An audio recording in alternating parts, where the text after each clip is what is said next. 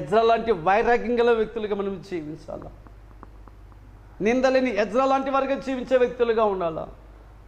Ezra ప్రార్థనా పరుడు, ధర్మశాస్త్రం చదివే వ్యక్తి, దేవుని నుండి భయభక్తి పరుడు, దేవుని మందిరం పడిపిన తర్వాత మందిరాన్ని కట్టడానికి ఇక్కడ పూనుకున్నాడు. ఇక్కడ దేవుని వాక్యం చెప్తుంది.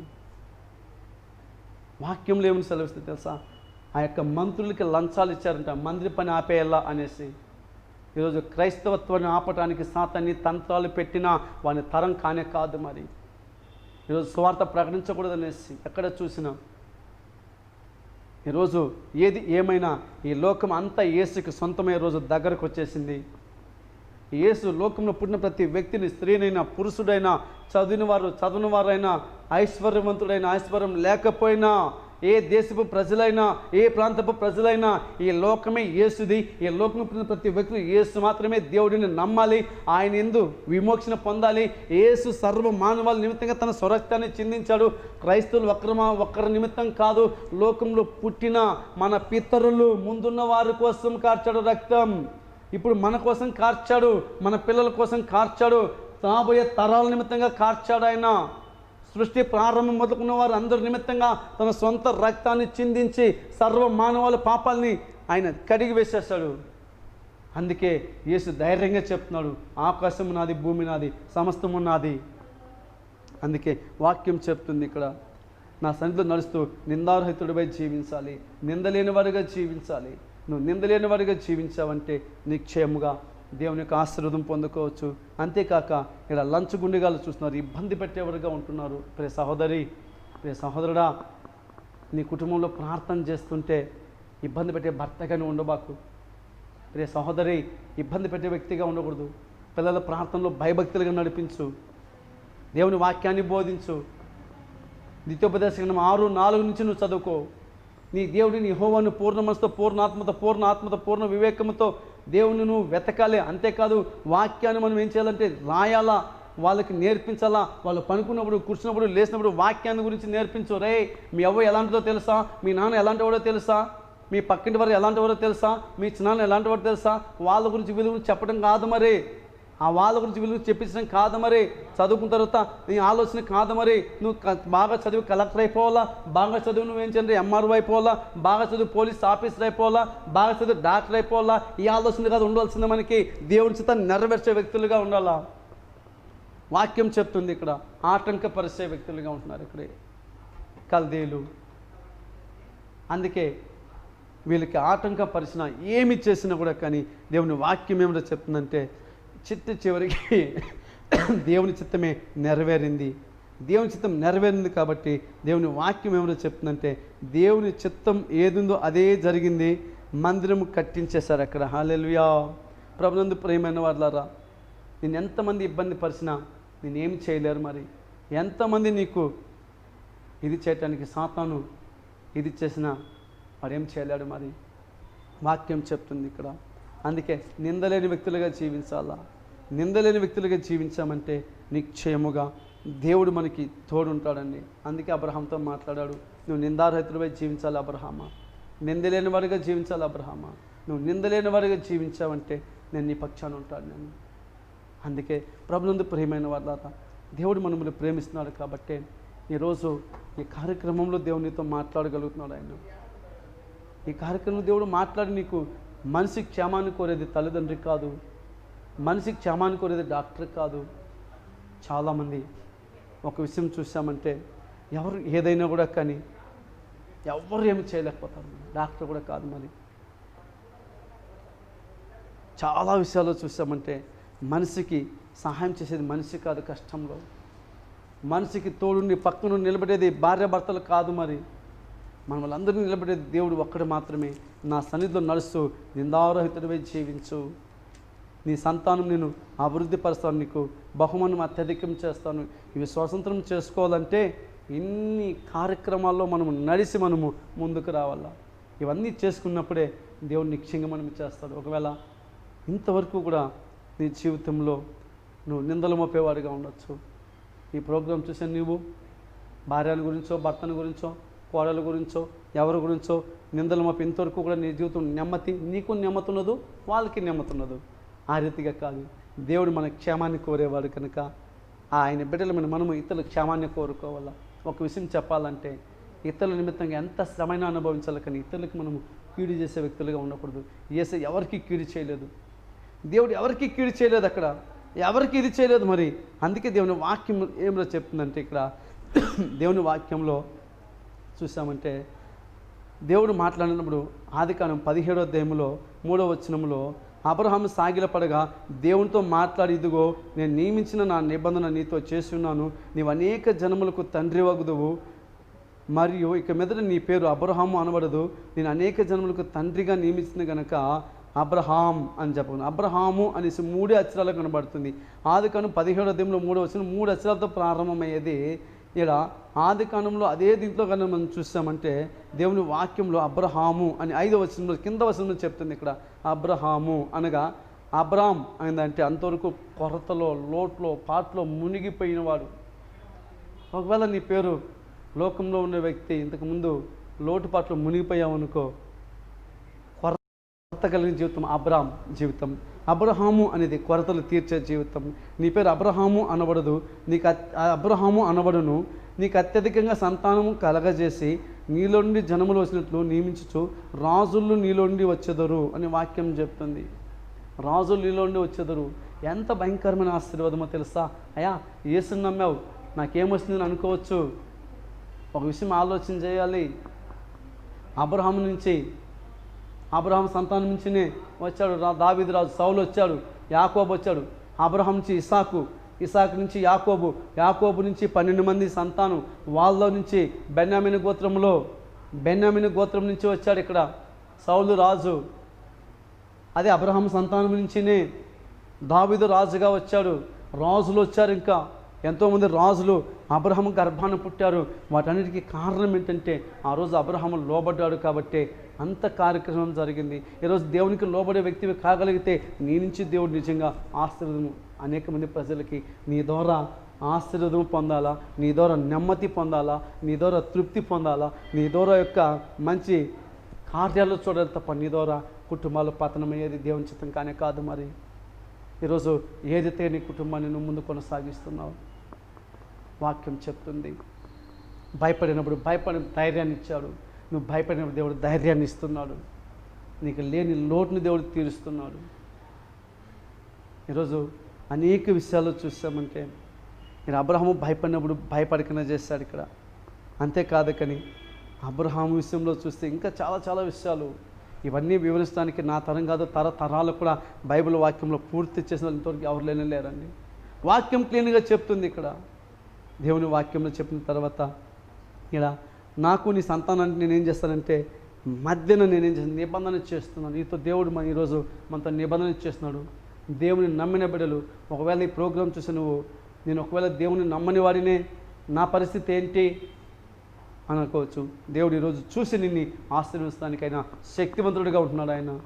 ఆయన నీకు సమస్త కార్యాలు జరిగించడానికి, ఆయన నీతోనే ఉండి నీకు మేలు చేయటానికి, నీకు తోడు నడిపించడానికి సర్వశక్తి గల దేవుడు. కాబట్టి ఈరోజు నువ్వు ప్రభునందు ప్రియమైన వాళ్ళరా, ఈరోజు ఒక్క విషయం జ్ఞాపకం చేసుకోవాలా. ఎందుకో నిందలేని వాడిగా జీవించమంటున్నాడు అంటే నీ సంతానాన్ని అభివృద్ధి పరచడానికి. ఎందుకు నిందారహితుడిగా జీవించాలి అంటే ఆయన ఇచ్చే ఆశీర్వాదం పొందుకోవటానికి. ఎందుకు నిందారహితుడిగా జీవించాలంటే ఎందుకు అయిందంటే మనం మంచి కోరే దేవుడిని మాట్లాడుతున్నప్పుడు మనకి కీడు చేయడానికి మాత్రం అసలు కానే కాదు మరి. కాబట్టి ఈరోజు దేవుని సన్నిధిలో ఉన్న నీకు మేలు చేసి నేను నడిపించడానికి ఆయన సర్వశక్తి గల దేవుడిగా ఉంటున్నాడు. కాబట్టి ఆయన ఇంకనూ కూడా నీకు మేలు చేయటానికి, ఆయన అత్యధికంగా ఇది చేయటానికి, సహాయం చేయటానికి శక్తివంతుడు ఆయన. నీ కుటుంబం ఏ రీతిగా ఉంది, నిన్ను అంతటితో విడిచిపెట్టే దేవుడు కానే కాదు. మరి అబ్రహాము అంతతో విడిచిపెట్టాడా? అబ్బే లేదండి, అంతటితో విడిచిపెట్టలేదు. అంతటితో విడిచిపెట్టలేదు. అక్కడ దేవుని వాక్యం చెప్తుంది. ఇక్కడ ఇంకా ఏమని సెలవిస్తుందో తెలుసా? ఇంకను ఏ సందర్భంలో మాట్లాడేదో తెలుసా? దేవుని వాక్యం 15వ వచనంలో చూసామంటే ఆదికాండం 17వ వచనంలో మరి దేవుడు నీ భార్య అయిన శారాయి పేరు శారాయి అనవద్దు, ఆమె పేరు శారా అని వాక్యం చెప్తుంది. శారా అనగా రాజకుమార్తె, శారాయి అనగా కలహం. కాబట్టి వాక్యం సెలవిస్తుంది ఇక్కడ దేవుని వాక్యంలో ఏ రీతిగా ఉందో తెలుసా? శారా అనగా రాజకుమారి, రాజకుమార్తె, ఆమె రాజకుమార్తెగా ఉండాల్సింది. వాక్యం చెప్తుంది ఇక్కడ, నేను ఆమెను ఆశీర్వదించి ఆమె వల్ల నీకు కుమారుని కలగజేతును అని వాక్యం చెప్తుంది. నేను ఆమెను ఆశీర్వదించి ఆమె జనములకు తల్లి అయి ఉండును, జనములు రాజులు ఆమె వల్ల కలుగుదురని అబ్రహాముతో చెప్పను.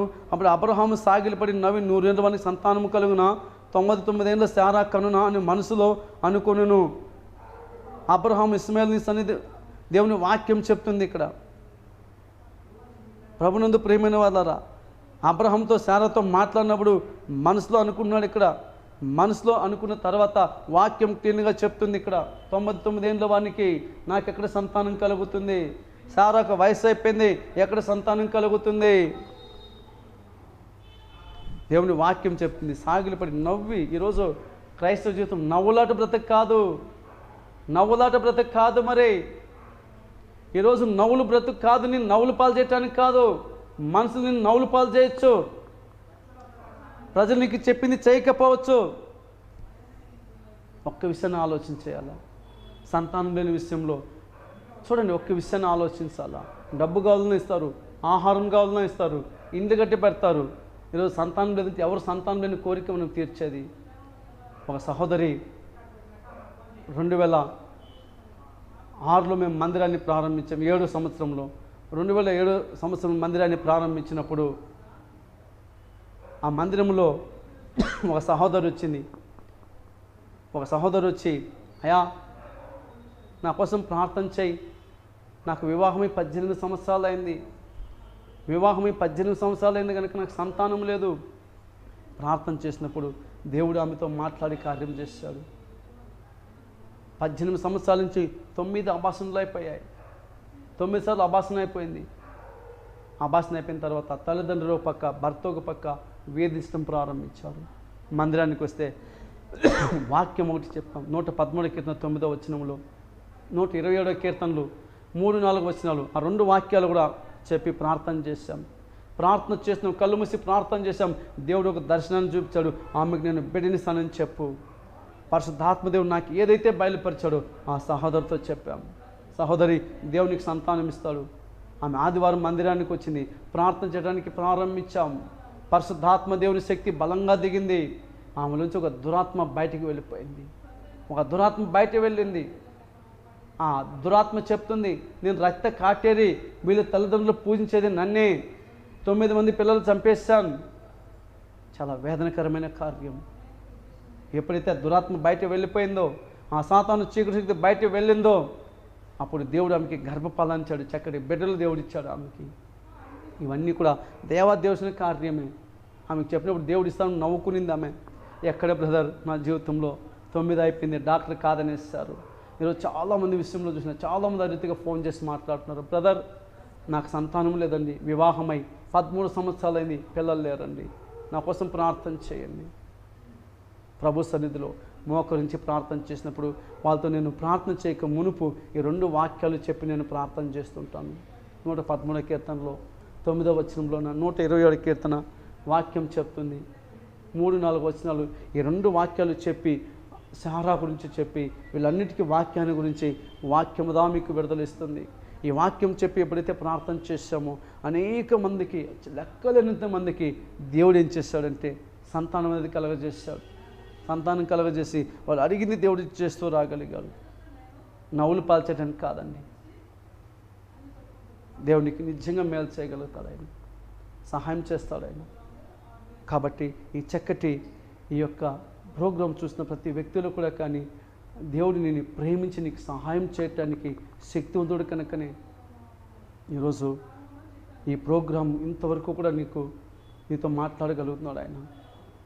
మీ ఇళ్ళలో చూసే మీరు ఎవరైనా కావచ్చు, తల్లి నా జీవితం అంతే, ఒకవేళ ఇద్దరు చూసి నవ్వుకుంటున్నారేమో.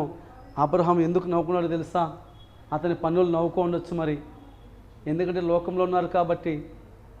అబ్రహాం వల్లే భయభక్తి పరులు కాదు మరి, అబ్రహాం వల్లే వాళ్ళు ప్రార్థన చేసిన వాళ్ళు కాదు మరి, అబ్రహాం వల్లే దేవునితో సంబంధం కలిగి లేరు మరి. అబ్రహాం మాత్రం వాళ్ళతో దేవునితో సంబంధం కలిగి ఉన్నాడు. కాబట్టి దేవుని వాక్యం చెప్తుంది ఇక్కడ, ఇన్ని కార్యక్రమాలు ఇంత లేటు కావడానికి కారణం ఒకటే ఒకే ఒక తొందరపాటు. నిందారహితుడిగా జీవించమని చెప్పాడే, నీ సంతానం అభివృద్ధి చేస్తానని చెప్పాడే, వాళ్ళు చేసిన పొరపాటు ఒకే ఒక పొరపాటు. ఆ పొరపాటు వల్ల ఎంత లేట్ కావాల్సి వచ్చింది. ఒకవేళ నీ ఆశీర్వాదానికి కారణం నీ పొరపాట్లు కావచ్చు, దేవుని పొరపాటు కాదండి సుమా. చాలామంది శోధన వచ్చినప్పుడు చాలామంది చెప్పే మాట ఏమో తెలుసా, ఎందుకుదా దేవుడు నన్ను శోధిస్తున్నాడు, ఎందుకుదా దేవుడు నాకు ఈ వేదన కలగజేస్తున్నాడు. యాకోబు పత్రికలో దేవుని వాక్యం చెప్తున్నది, ప్రభునందు ప్రియమైన వాళ్ళారా, యాకోబు పత్రికలో 1వ అధ్యాయంలో 12వ వచనం దేవుని వాక్యం చెప్తుంది, శోధన సహించేవాడు ధన్యుడు అని వాక్యం చెప్తుంది. ఇక్కడ 12వ శోధన సహించేవాడు ధన్యుడు, శోధన నిలిచిన వారి ప్రభుత్వాన్ని ప్రేమించే వారికి వాగ్దానం చేసిన జీవ కిరీటం పొందిన వాక్యం చెప్తుంది. శోధన సహించేవాడిగా ఉండాలి. శోధన వచ్చినప్పుడు సొమ్మసిల్లిపోయే వ్యక్తిగా, శోధన వచ్చినప్పుడు నువ్వు నిశ్చయముగా నువ్వు సొమ్మసిల్లిపోయేసి కింద పడి ఇంకా నా వల్ల కాదు అని ఒకవేళ వ్యక్తిగా ఉండొచ్చు. మరి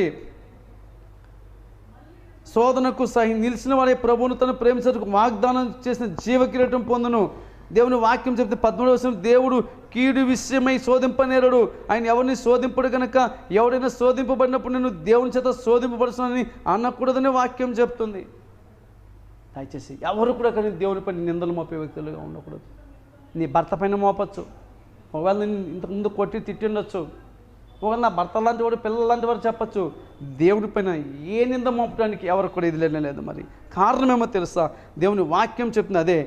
యాకోబు పత్రికలో 1వ అధ్యాయంలో 14వ వచనం, దేవుడు ప్రతి క్రియ తన స్వక్రియ దురాశత ఇరవబడి మరలుచుకోబడి వాడి శోధింపబడును.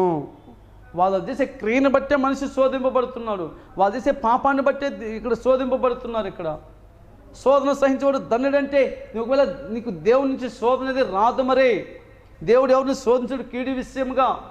నువ్వు చేసిన పాపాన్ని బట్టి దేవుడు నిన్ను శోధించడు, ఆయన క్షమిస్తాడు.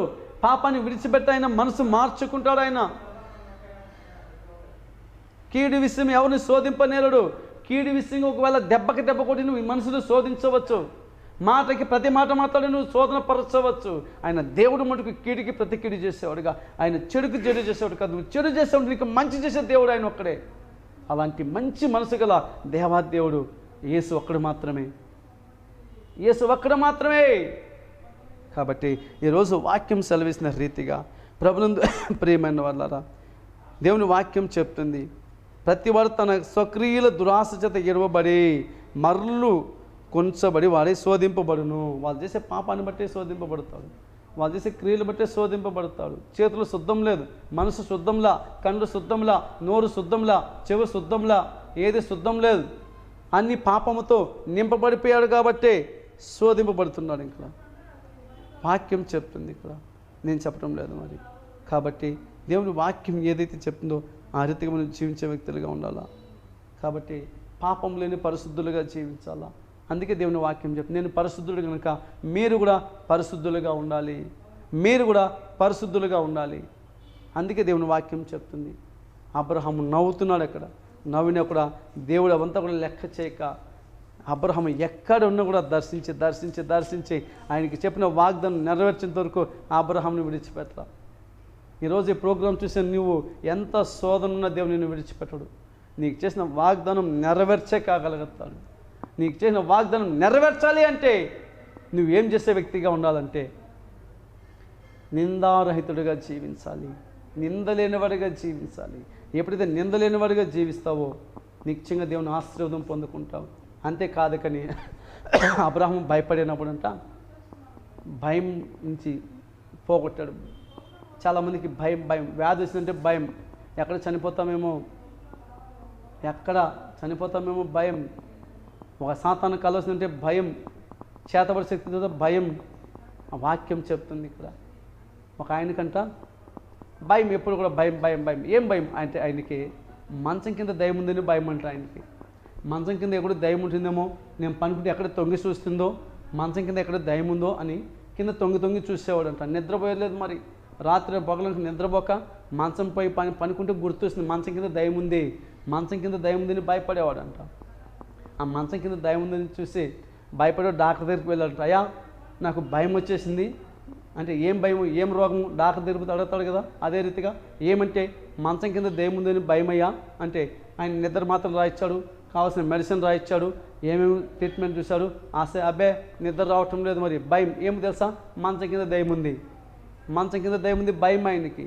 ఈ భయపడుతూ అలాంటి సమయంలో ఈడు ఏం చేశాడంటే, కొన్ని సంవత్సరాలు గడిచిపోయింది, నిద్ర రావటం లేదు. అన్న ఊరికి ఒక కొత్త డాక్టర్ గారు వచ్చాడంట. కొత్త డాక్టర్ గారు వచ్చిన తర్వాత ఆ కొత్త డాక్టర్ దగ్గరికి వెళ్ళాడంటే ఇతను, అయ్యా అందరూ పేషెంట్లు వెళ్తున్నారు, ఇతను వెళ్తున్నాడు పేషెంట్గా. వెళ్ళిపోయి ఏం చేస్తున్నాడంటే, అయ్యా నాకు ఈ రీతిగా భయం అనేది ఉంది, నీకేంటే భయం అంటే మంచం కింద దయ్యం ఉంది అని భయం అన్నప్పుడు ఆ డాక్టర్ గారు చెప్పారంట. ఆ డాక్టర్ గారు చెప్పేది ఏం చేస్తానంటే, ఆ మంచానికి 4 కళ్ళు కోసేయి, ఆ మంచానికి 4 కళ్ళు కోసేయి అన్నప్పుడు ఆ మంచానికి 4 కళ్ళు కోసేస్తే ఏమైపోతుంది? నేల మీద అనుకుంటుంది. అది మంచమనంలో ఇంకేమనలో అర్థం కావటం లేదు. మరి అతను ఏం చేశాడంటే వెళ్ళాడు. ఇంకా వెళ్ళిన తర్వాత జరిగిన విషయం ఏమంటే, ఇంట్లో పనుకున్నాడు, తాపీగా నిద్ర వచ్చేసింది. ఎందుకో తెలుసా? కింద చుట్టానికి ఏం లేదు, కాలు లేదు, మరి గ్యాప్ లేదు, భూమి పైన మంచం, గ్యాప్ లేదు. మరి నెమ్మదిగా నిద్రపోతున్నాడు. వారం అయిపోయింది, 2 వారాలు అయిపోయింది. ఆ పాత డాక్టర్ గారు కలిసి, ఏంటయ్యా క్లినిక్ రావటం లేదు అని అడిగినప్పుడు ఆ చెప్పాడంట, సార్ మన ఊరికి కొత్త డాక్టర్ గారు వచ్చారండి, నాకున్న వ్యాధి జబ్బు మొత్తం పోయింది. కారణం ఏమో తెలుసా?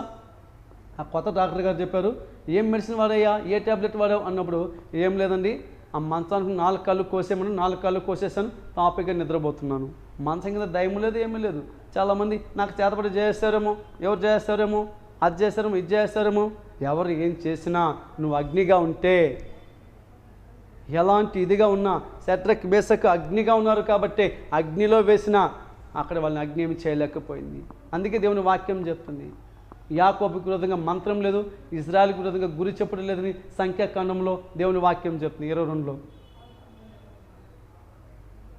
యేసయ్య గ్రంథం 54వ అధ్యాయంలో 17వ వచనం, నీకు విరోధంగా రూపించబడిన ఏ ఆయుధము వర్ధిల్లదని వాక్యం చెప్తుంది. కాబట్టి ప్రభువునందు ప్రియమైన వాళ్ళరా, ఒక్క విషయాన్ని మీరు ఆలోచించాలి. ఏది నీ యొక్క విషయం? ఏ విషయంలో భయపడగలుగుతున్నావు? అయ్యా అమ్మా, వాక్యం మనకి చలవేసిన రీతిగా ఏ విషయంలో భయపడుతున్నాం? అబ్రహాం భయపడినప్పుడు అబ్రహాంని భుజము తట్టి పైకి లేపి నిలబెట్టాడు. నువ్వు ఏ విషయంలో భయపడుతున్నావు? ప్రియ తల్లి, ప్రియ సహోదరి, సహోదరుడా, నువ్వు ఏ విషయంలో భయపడినా భయం నుంచి పోగొట్టడానికి నేను ప్రకటిస్తున్న యేసు మాత్రమే భయాన్ని పోగొట్టేవాడు. కాబట్టి ఈరోజు వాక్యం చెప్తుంది,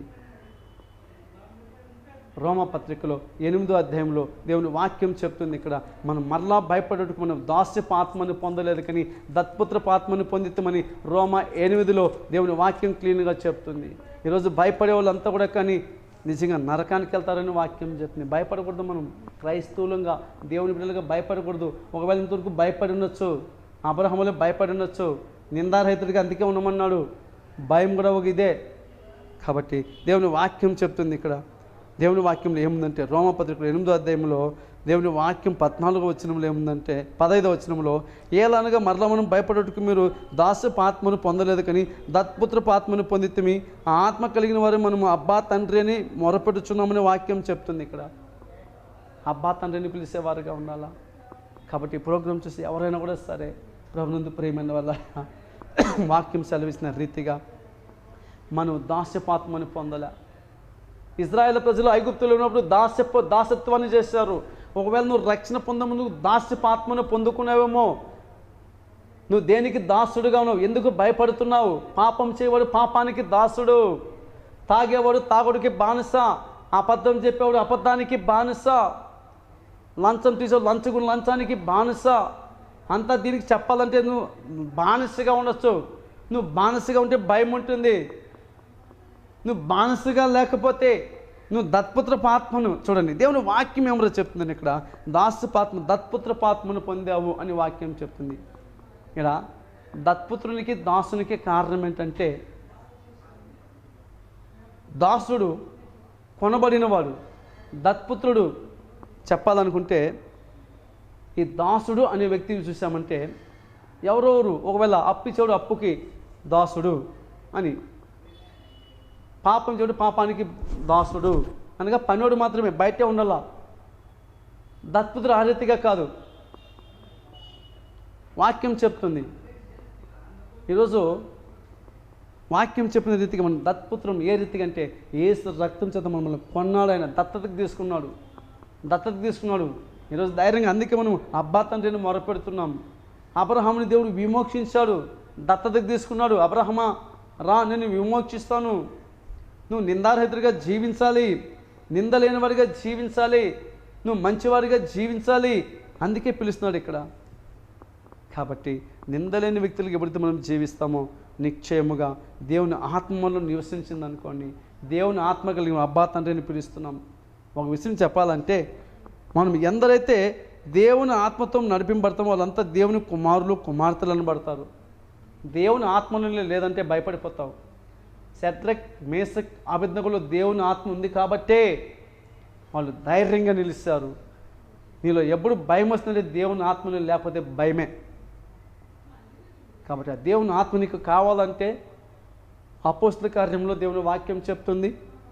శిష్యులకు చెప్పాడు, శిష్యులతో దేవుడు మాట్లాడుతూ ఒక మాట మాట్లాడగలిగారు.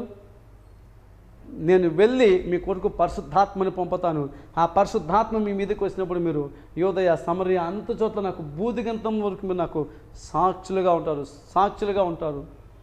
పరిశుద్ధాత్మ కోసం కనబెట్టు, పరిశుద్ధాత్మని పొందుకో, దేవుని ఆత్మని పొందుకో. దేవుని ఆత్మని పొందుకున్నప్పుడు నువ్వు నిజంగా ధైర్యవంతుడిగా ఉంటావు. ఎంతోమంది సవాల్ చేస్తారు, ఎంతోమంది సవాల్ చేసి మనం బ్రతకచ్చు మనం నిజంగా. కాబట్టి దేవుని వాక్యం చెప్పిన రీతిగా ఈరోజు మనము భయపడటానికి మనం దాస్యపాత్మను పొందలేదు, దాస్యపాత్మ దత్పుత్రపాత్మను మనం పొందాం.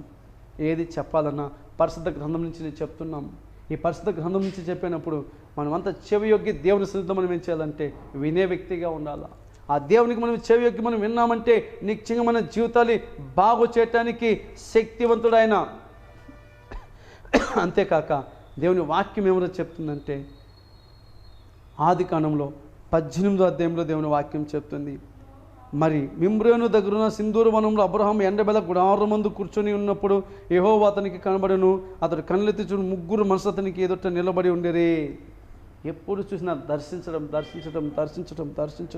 నిరుత్సాహ స్థితిలో కూర్చున్నప్పుడు, కృంగిపోయినప్పుడు, ఇంటి దగ్గరున్నా, గుడారం దగ్గరున్నా, ఎక్కడున్నా, పొలంలో ఉన్నా దేవుడు దర్శిస్తూనే ఉన్నాడు అబ్రహాముని. పిలిచిన దేవుడు నమ్మదగిన వాడు కనుక నువ్వు ఆఫీస్లో ఉన్న దేవుడు నిన్ను దర్శిస్తాడు, ప్రయాణంలో ఉన్న దేవుడు నిన్ను దర్శిస్తాడు, నువ్వు ఎక్కడ దేవుడు నిన్ను దర్శిస్తాడు. పిలిచిన దేవుడు నిన్ను విడిచిపెట్టాడు. ఈరోజు ఎంతమంది తల్లిదండ్రులు పిల్లల్ని నడి బజార్ను వదిలిపెట్టే తల్లిదండ్రులు ఎంతమంది లేరు మరి. పిల్లలకని వీధులు విడిచిపెట్టి ఎంతమంది లేరు మరి. నడి బజార్లో అనాథ ఆశ్రమాలు వదిలిపెట్టే తల్లిదండ్రులని, వృద్ధాప్యంలో ఉన్న తల్లిదండ్రులని తీసుకెళ్ళి వదిలిపెట్టే పిల్లలు ఎంతమంది లేరు మరి. ఒక విషయాన్ని ఆలోచించాలి. ఒక స్థలంలోనంట ఒక లారుముద్దుగా ఒక తల్లిదండ్రులు పిల్లని పెంచి, ఒక బాబుని పెంచి మంచిగా చదివించి ఉద్యోగం తీయించి అతనికి వివాహం చేశారంట. వివాహం చేసి ఒక దూరపు సిటీలో, పట్టణంలో అతను ఉద్యోగం చేస్తున్నాడు. వివాహం చేసి ఉద్యోగం చేసినప్పుడు వాళ్ళ కుటుంబం తాపేగా జరిగే సమయంలో ఈ తల్లిదండ్రికి వయసు అయిపోయిన తర్వాత తల్లిదండ్రులు లెటర్ రాశారంట, బాబు మాకు వయసు అయిపోయింది, కష్టపడలేకపోతున్నాం మేము, కనుక మేము సిటీకి వచ్చి మీ దగ్గర నెమ్మదిగా బ్రతకాలనుకుంటున్నాం అన్నాడు. జరిగిన విషయం ఏంటంటే తల్లిదండ్రులు వృద్ధాపులైపోయారు, వాళ్ళకి నాగరికత తెలియదు, మరి విద్య లేని వారు వీళ్ళు. ఏది ఏమైనా ఈ తల్లిదండ్రులు కుమారునింటికి వచ్చేసారు సిటీకి.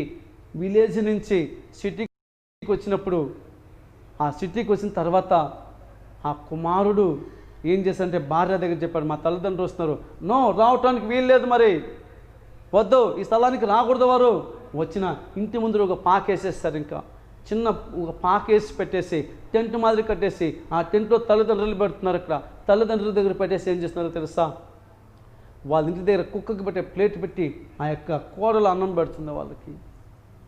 ఆ కోడలు అన్నం పెడుతుంది వాళ్ళకి. అన్నం పెట్టే సమయంలో జరిగిన విషయం ఏంటంటే ఆ కొడుకు అయితే లేస్తాడు, మంచి ఫుడ్ తినేస్తాడు, వెళ్ళిపోతాడు. ఇంకా ఆ తల్లిదండ్రులకేమో కుక్క ప్లేట్లో ఇద్దరికి అంత రాత్రి పగులు మిగిలిందని ఎత్తుకేసి కుక్క ప్లేట్లు వేసి దూరంగా పెట్టేసేది. ఎందుకు లోపల రాను తెలుసా? మీ తల్లిదండ్రికి నాగరికత తెలీదు, మీ తల్లిదండ్రి వయసు అయిపోయింది, వాళ్ళు ఒకవేళ ఇంట్లోకి వస్తే డిసీజ్ నా బిడ్డకి ఎక్కడ వస్తుందో, నా బిడ్డకి అప్పటికి వాళ్ళు వివాహమై పిల్లని కన్నారు, ఒక బాబుని కన్నారు. జరిగిన విషయం ఏంటంటే కొద్ది రోజుల తర్వాత ఆ ప్లేట్ కనబడటం లేదు. మరి ఆ ప్లేట్ కనబడినందువల్ల ఆమె వచ్చి బయట కుక్క ప్లేట్ లేదు అక్కడ. ఆ కుక్క ప్లేట్ లేనందువల్ల జరిగిన విషయం ఏమంటే ఆమె భర్తకి ఫోన్ చేసి చెప్పింది, అయ్యా మీ తల్లిదండ్రికి ఈ తిండి పెట్టేదే దండగా, ఈ ప్లేట్లు పెట్టేదే దండగా, కాబట్టి మీ తల్లిదండ్రికి ఎంత ఇది చేస్తారో తెలుసా, ఎంత కేవలం చేస్తారో తెలుసా? ఆ భర్త విన్నవాడు తల్లిదండ్రి ఇది కూడా గ్రహించక మూర్ఖతనంగా ఇంటికి వచ్చి ఏం చేశాడంటే తల్లిదండ్రిని విచిత్రహీనంగా కర్ర తీసుకుని బాధటానికి వెళ్తున్నాడు. ఈ కుక్క ప్లేట్లు పెట్టేదే మీకు దండగా, కాబట్టి కుక్క ప్లేట్ మీరు దాచిపెట్టేశారు మీరు అని చెప్తున్నాడు అక్కడ. అలాంటి సమయంలో జరిగిన విషయం ఏంటంటే తన తండ్రి తల్లిదండ్రిని గాయపరచకి వెళ్ళినప్పుడు ఆ చిన్న బాబు పరిగెత్తుకుంటూ వచ్చాడు. ఇంకా పరిగెత్తుకుంటూ వచ్చాడు. ఇంకా డాడీ ఆగు, అవ్వతాతను ఏం చేయబాకు, అవ్వతాతను ఏం చేయబాకు. ఏంట్రా, ఏం తెలుసు నీకు, ఎందుకు అంటే ఆ ప్లేట్ దాచిపెట్టింది అవ్వతాత కాదు, ఆ ప్లేట్ దాచిపెట్టింది నేనే, ఆ ప్లేట్ నేనే దాచిపెట్టాను, ఎందుకురా, ఎందుకు దాచిపెట్టావు అన్నప్పుడు ఆ కుమారుడు ఆ బాలుడు చెప్పిన మాట ఏమో తెలుసా? ఒక్కనొకరు నీకు మా అమ్మకి వయసు అయిపోతుంది, నీకు మా అమ్మకి వయసు అయిపోతుంది కనుక ఆ ప్లేట్ ముందుగానే దాచిపెట్టాను మీకు ఇవ్వటానికి అని చెప్పాడంట. ఆ అమ్మకి, ఆ చిన్న బిడ్డ యొక్క అమ్మకి కడుపు కాలిపి, ఏంట్రా అంత కేవలం అనుకున్నావా నన్ను, నేను నిన్ను ఎంత కష్టపడి పెంచాను, నిన్ను ఎంత అల్లారుముద్దుగా స్నానం చేయిస్తున్నాను, నీకు ఎంత ఇదిగా చేస్తున్నాను, నీకు ఆహారం పెట్టి నాకు కుక్క ప్లేటరా అని చెప్తే ఆ చిన్న బిడ్డ చెప్పిన మాట విన్న ఆ తల్లిదండ్రికి గుండెలు అట్లే ఇదైపోయాయంట, కదిలిపోయాయంట. కేవలం 7 సంవత్సరాలు ఉన్న నాకు నువ్వు 7 సంవత్సరాలే పెంచావు, మా తండ్రిని మా అవ్వ తాత కష్టపడ్డారు, కూలి చేశారు, చెమటొచ్చి వాళ్ళు చదివించి వాళ్ళు బాగు చేసి ఉద్యోగం చేసి చాలాదానికి నిన్నిచ్చి వివాహం చేసి ఒక పట్టణంలో పెడితే మా అవ్వ తాతకి మా కుక్క ప్లేట, నీకన్నా బాగా చూసింది మా అవ్వ, నీకన్నా బాగా చూసింది, నీకన్నా బాగా పెంచింది అన్నప్పుడు ఆ తల్లిదండ్రులు గుండెలు తలడిల్లిపోయినాయంట. ఆ కుమార్ చెప్పిన మాట, రే సహోదరి సహోదరుడా, ఒక విషయాన్ని ఆలోచించాలా, నువ్వు ఏది విత్తుతున్నావో అదే కోస్తావు కంపల్సరీగా, నువ్వేదైతే చేస్తావో కోడలు అదే, నీ అత్తమ్మకి నువ్వేం చేస్తున్నావో అదే చేస్తారు. కుమారుడా, నీ తల్లిదండ్రులకి అత్తమ్మకి ఏం చేస్తావు అదే నీకు చేస్తారు. మరి నీ పిల్లలు జాగ్రత్త, కన్నబెట్టేవారు ఒకరు ఉంటారు. అందుకే నిందలేని వారుగా జీవించాలి, అందుకే వాక్యం చెప్తుంది.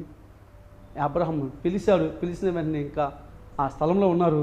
ఆ స్థలంలో ఉన్న తర్వాత ఎక్కడ వెళ్ళినా, ఏ స్థలంలో వెళ్ళినా, ఈ స్థలంలో వాళ్ళు ఉన్నా ఆ స్థలంలో ఏం చేస్తున్నారంటే దేవుని వాక్యం చెప్తుంది, అబ్రహాముని దర్శిస్తూనే ఉన్నారట. కనబడ్డాడు, వెళ్ళాడు, ధైర్యపరిచాడు, మాట్లాడుతున్నాడు, అన్ని లోటుపాట్లు తీరుస్తున్నాడు. అక్కడ అన్ని కార్యక్రమాలు జరిగిపోతున్నాయి. అంతేకాదు కానీ అబ్రహాము భయంకరమైన ప్రార్థనపరుడు, దేవునికి మొర్రపెట్టేవాడు, దేవుని దగ్గర విజ్ఞాపన చేసేవాడు. ఈరోజు ప్రార్థన చేయని వాళ్ళు ఎంతమంది ఉంటున్నారు ఇక్కడ? ప్రార్థన 10 నిమిషాలు కూడా ప్రార్థన చేయని యొక్క సహోదరులు ఎంతమంది ఉన్నారు? వాక్యం చదవని సహోదరులు ఎంతమంది ఉంటున్నారు? ప్రభునందు ప్రియమైన వాళ్ళారా, ఈ చక్కటి యొక్క ఈ సమయంలో ఈ ప్రోగ్రాం చూసే ప్రతి ఒక్కరైనా, ఈ అవకాశం ఇచ్చిన దేవునికైనా, ఈ ప్రోగ్రాం రిలీజ్ చేసిన జాయ్ టీవీ యజమానానికైనా నిజంగా ఎంతో మీరు రుణపడి ఉంటారు. ఈ వాక్యం మీ ఇంట్లో దగ్గరికి వస్తుంది, మీతో మాట్లాడగలుగుతుంది. మీరు ఈ ప్రోగ్రాం చూస్తే ఈ ప్రోగ్రాం అంతట్లో దేవుని కాపుదల మీకు ఉంటుంది. కాబట్టి ఈరోజు మనం నిందలేని వారుగా జీవిస్తాం, పరిశుద్ధంగా జీవిస్తాం, ఆయన పిలుపుని అందుకున్నాం, పాపాలు విడిచిపెడదాం, పరిశుద్ధంగా జీవిస్తాం, దేవుని ఆశీర్వాదం పొందుకున్నాం. దేవుడు మిమ్మల్ని నిశ్చయంగా దీవించునుగాక. దేవుని అక్కడ ఆలస్యమైతే దేవుడి వాక్యం ద్వారా ఇంకను కూడా మీతో మాట్లాడి మిమ్మల్ని బలపరచునుగాక. చిన్న ప్రార్థన చేస్తాం. కళ్ళు మూసి నాతో ఏకీభవించండి. ఎలాంటి స్థితిలో మీరున్నా దేవుడు నిశ్చయంగా మీకు విడుదలిస్తాడు. మహాగుణుడు మహోన్నతుడు అయిన మా ప్రియ పరలోకపు తండ్రి, మీ నామానికే ఘనత మహిమ ప్రభావాలు తెలియజేస్తున్నానయ్యా. సమస్తము మీ చేతికి అప్పగిస్తున్నాము తండ్రి. అయా మట్టివాణ్ణి ప్రభా, ఈ సమయంలో ప్రభా మీరు నా తండ్రి నాయన, ఏ యోగ్యత లేనివాడిని, ఏమీ తెలియనివాడిని, నన్ను నిలబెట్టి మీరు మాట్లాడినందుకు మీకు లెక్కలేని స్థుతులు తెలియజేస్తున్నానయ్యా. మీరు మాట్లాడండి, ప్రజలతోనైనా ధైర్యపరచండి, సహాయము దయచేయండి అయ్యా. వ్యాధులు వైదొలిగించండి ప్రభా, సాతాను పోరాటాలు వైదొలిగించండి ప్రభా. మీ నామానికి ఘనత మహిమ ప్రభావం తెలియజేస్తున్నాను. సమస్తము మీ చేతికి అప్పగిస్తున్నాం. మీరే గొప్ప కార్యం జరిగించండి. అబ్రహాం పిలుపుకి లోబడ్డాడు, నిందారహితుడిగా జీవించమన్నావు ప్రభా. ఈ ప్రోగ్రాం చూసి ఇంతవరకు కార్యక్రమం చూసే ప్రతి ఒక్క నిందలేని వ్యక్తులుగా జీవించడానికి సహాయం దయచేయండి. మీతో ఐక్యంగా ఉండడానికి సహాయం దయచేయమని. ఘనత మీకు, మహిమ మీకు. యేసుక్రీస్తు నామములో ప్రార్థిస్తున్నాం తండ్రి. ఆమేన్.